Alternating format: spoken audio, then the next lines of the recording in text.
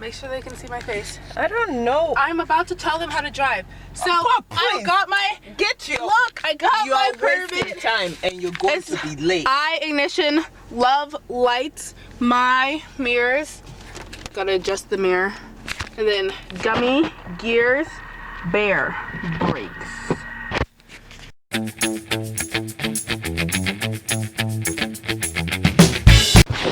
My camera's about to die and I have to go to a drive test soon.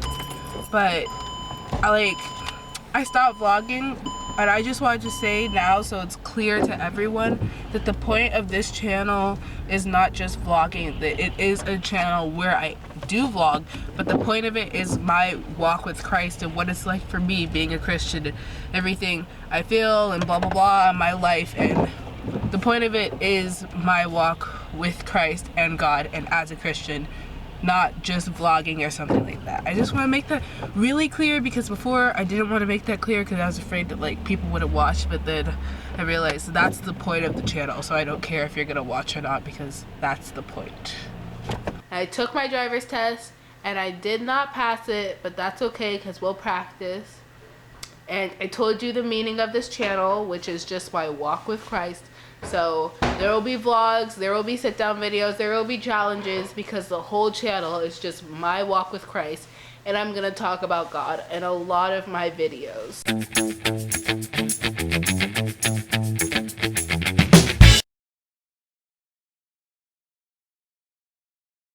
In a relationship is that the two people enter the relationship and it's like you stay who you are. You're not supposed to lose yourself in the other person. And you give parts but you don't lose yourself. When you're codependent, you lose all of yourself in the relationship and it becomes really unhealthy because things get manipulative and possessive. That's why when he diagnosed him, he said, you guys are suffering from codependent issues. They were losing parts of themselves in the relationship. Do you remember that? People cannot lose part of themselves. Yes, they can, because you become like obsessed almost with the other person or with your relationship. It's supposed to stay two separate people who are joining in a relationship, Mother.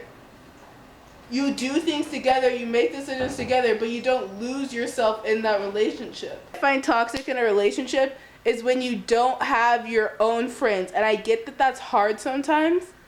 Because, like, honestly, like, when you're in a relationship with someone, you're, like, mostly in the same friend group, you know?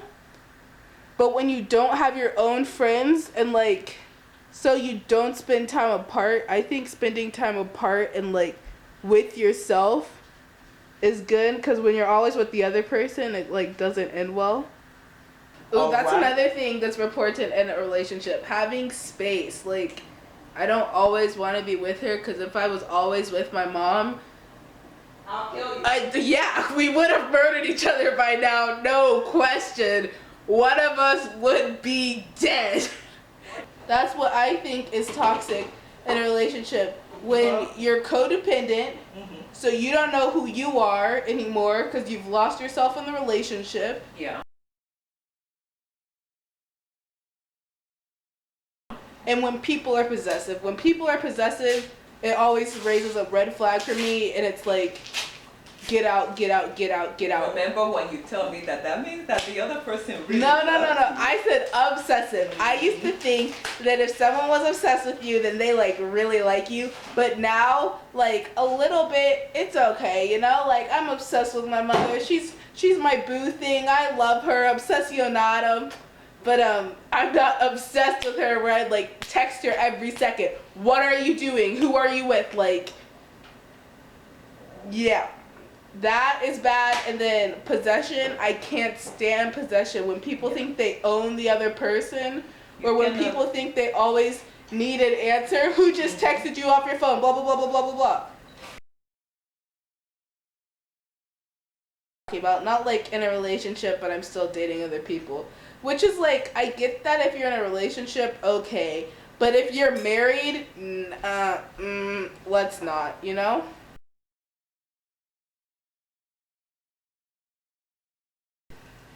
I can read those signs, so I want from those. No, I'm not have you ever been in one? Have you ever seen one with other people and you're like, oh yeah.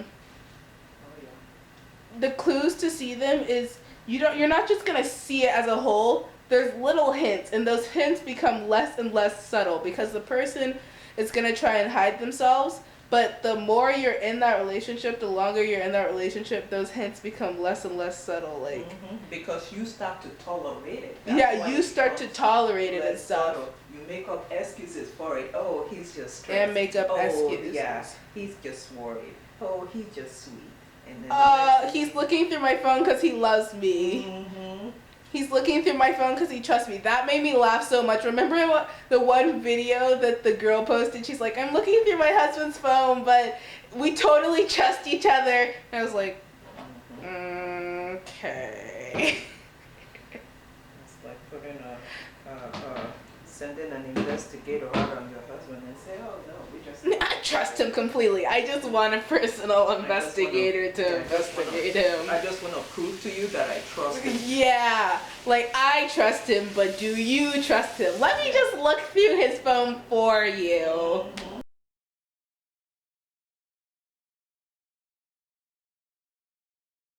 Work it out a little. Maybe take time to yourself and find out who you really are before entering into a relationship and losing yourself. Yeah. In another person. It's very important. Well, the relationship cannot survive if you lose yourself because then, you know. How are you gonna be with someone else if you don't know who you are? It's not just being with somebody else. When you feel like, you know, when you've got to know yourself. So when you feel like you've lost who you are, the essence of yourself, you're just blending into another person's life and codependent. You just completely lose yourself. Codependent. It's like, you know, huh? That's codependency. That's what. Go on. I'm just saying my point. Yeah, you know, you just get to a point. You get a wake up call. It's like, who are you? Is this your purpose, or are you living somebody else's life? And am I the same person I was when I entered this relationship? No, like, you're not the I don't same even person. remember who I am anymore, so how am I with you? Else's life. You found out that everything you do is just for the other person and the other person and the other person. Yeah, it's like, yeah. Okay. Now I have a question for you, for the viewers. My question for you is, does a healthy Christian relationship or just healthy relationship in general look like to you? Well, again, I have to model it by, by what I know, which is like, a man should love his wife the way that Christ loved the church. Yes. And, willing to lay down his life for her. Mm-hmm. And loving your wife does not, when you love your wife like that, it's easy to get it back. Because what do you mean get it back? What you're basically doing is putting, you love her, you put her interest first. When you love somebody like that and take care of them like that, that person gives back to you. Mm-hmm. If you come home and you're going to criticize everything that I do and everything, everything that I do, it's hard to be nice. It's hard to continue to do you don't want someone nice. Always tearing you down, Exactly. So you want someone to build you up. Exactly. So you want to build your wife, even if she's not a good cook. You can or just partner. Yeah, or your partner. Even if they're not a good cook, the fact that that person took the time to make something for you, even though it's horrible. That's me. Girl, that's me. I mean, you can at least take a bite and go, honey, it's awful, but I love you. Things. No, you don't say that. You say, I appreciate the time I appreciate that you thought of me and took the time to make this for me. Tomorrow night, I'm gonna take you out to dinner. Yeah.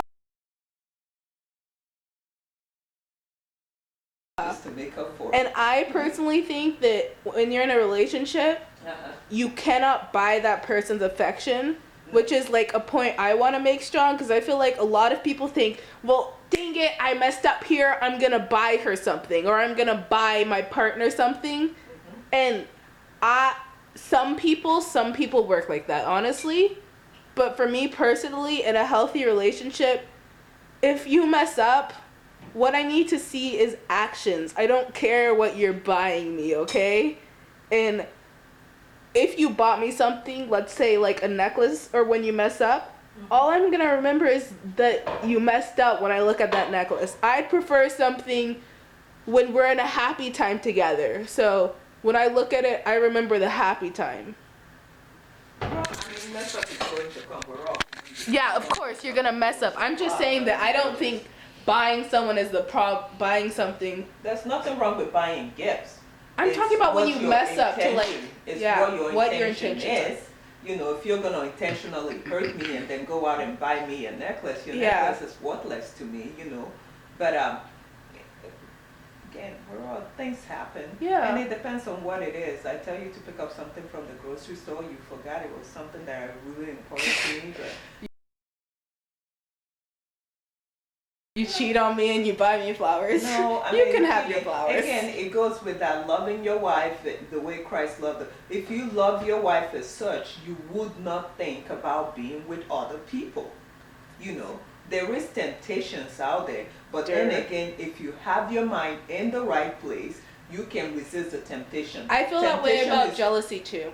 You know? Exactly. If you have trust in someone, you're not going to be jealous every time there's like, because temptation is never going to go away. You have to learn how to be secure in your relationship. I mean, if there's somebody that walks around your face every day in tongue or something, something provocative, you know, you have the mindset to not look. Okay, you know this is a pattern. You know this person is trying to. Whenever you're with this person, they engage in such behavior. You have the right to say, you know what, and stop that pattern. I'm not gonna go to this break room anymore because I don't want this person looking at me like that. Or you know, there are options. Resist temptation, and it will flee from you. Yeah.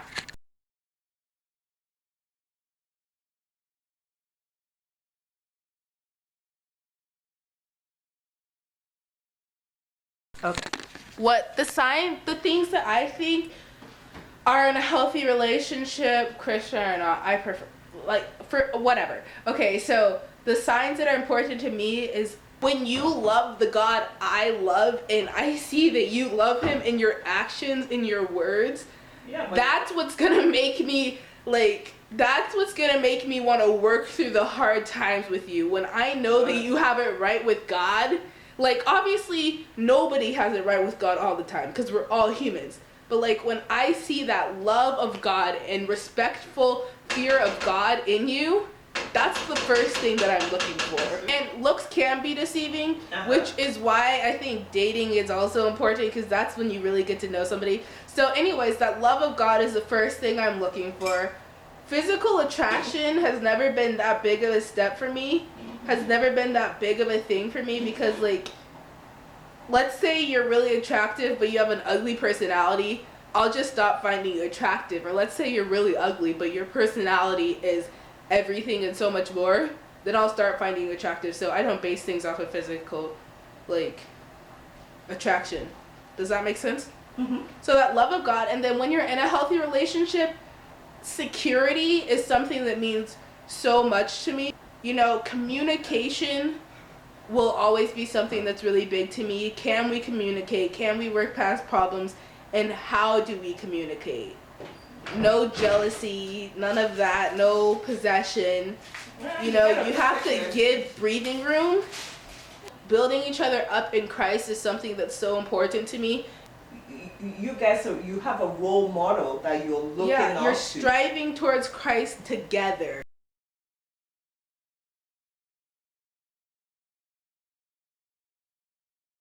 Everybody tells me I'm good with kids. I'm not a parent.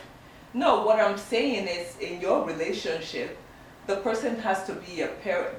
Being a parent is they have to be a parent, not just a friend. Children are given to you to watch over here on earth. So you have a duty. And to walk them in the path of God, not just watch over. You have a moral duty to walk them up, to walk them in the path of God. You have to lead a good example for them.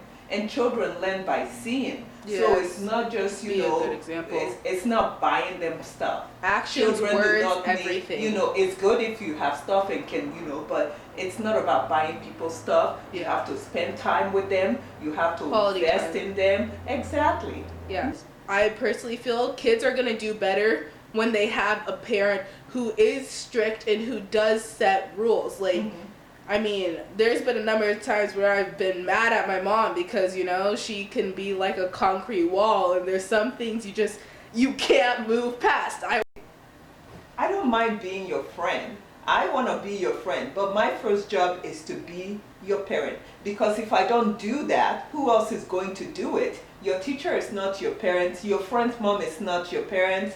You know, they're going to try and be friends and do, you know, try and tell you stuff, but the things about life that you need to know, somebody's got to be honest with you. Somebody's got to tell you when you're messing up. Somebody's going to tell you when you're ruining your life. So a lot of times your friends are like, they're not going to come out and tell you this truth. So you have to hear it from somebody. So I don't mind telling you those things and having you be mad or upset with me for an hour or two. You will get over it, but your life will turn out so much, much better. For anybody who is in a bad relationship, wants to be in a good relationship, or just wants to know more about relationships or parenting. Well, all I can say is before you start looking for the right person, the right everything, you have to make sure that you yourself are the right person. You cannot expect somebody to be all loving and godly towards you when you are not a nice person. So you have to work on being the right person yourself first. So what I would say, if you're looking for a relationship or whatever, is make sure before you enter any sort of relationship ever that you know who you are, and not just that you know who you are, because it's easy to say, oh, I know who I am, but that you know who you are in Christ, because once you find yourself in Christ, that's when you truly find yourself. So make sure you know. And the second thing that like I want to like pressure so much is do not rush. Like it can feel sometimes like, oh, I'm this age or whatever, or life is passing me up, or I see everybody else and they look cute.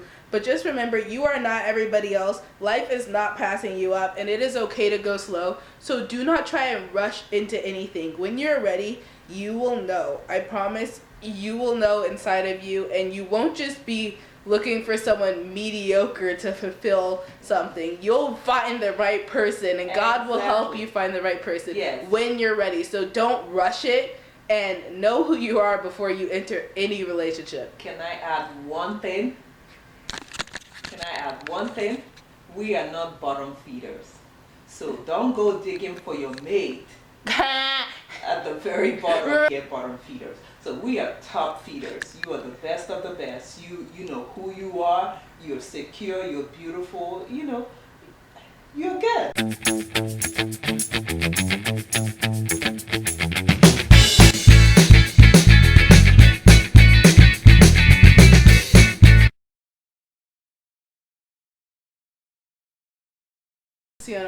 You're my boo thing, mother. I'm obsesionado with you. Oh, hey, fuego, fuego. 911. What's your issue? My daughter is she's hitting on me, and I need you to call CPS. I live with a psycho mom. I live with a psycho. Obsesionado.